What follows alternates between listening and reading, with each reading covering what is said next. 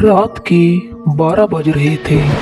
बारिश जोरों पर थी और हर तरफ अंधेरा छाया हुआ था।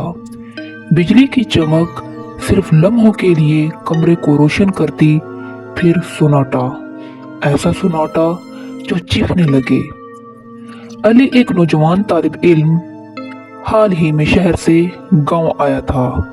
उसने अपने दादा के पुराने सुनसान मकान में रहाइश इख्तियार की थी, जो बरसों से खाली पड़ा था। गांव वालों के मुताबिक ये घर काला दरवाजा कहलाता था। ये दरवाजा जो हमेशा बंद रहता और जिसके पीछे कोई ना जाता। अली ने इन बातों को देहाती किसे समझकर नजरअंदाज कर दिया, लेकिन उस रात जब वो मुताला कर रहा था, अचानक एक दस्तक हुई। अली चौंका। आवाज सीधी काले दरवाजे की सिमत से आई थी।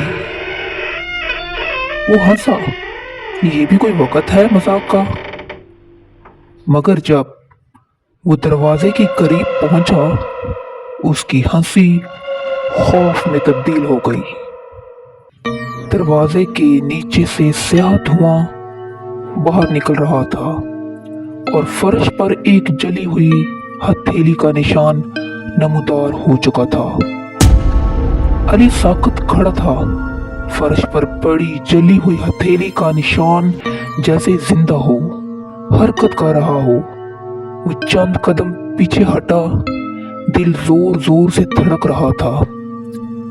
एक लम्हे को सोचा कि वापस शहर लौट जाए, मगर फिर खुद को संभाला। यह सब मेरा वहम हो सकता है, उसने खुद को तसल्ली दी।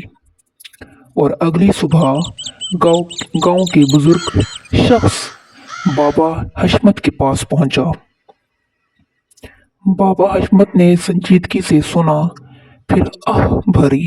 काले दरवाजे के पीछे एक पुराना राज दफन है बेटा। तुम्हारे दादा ने हमें कभी उसके बारे में कुछ नहीं बताया, मगर रात के वक्त वहां कुछ न कुछ जरूर होता था। तुम वहां ज्यादा वक्त ना गुजारो। अली को ये बात अधूरी लगी, मगर वो खामोश रहा। रात को वापस आया तो उसने फैसला किया कि काला दरवाजा खोलेगा।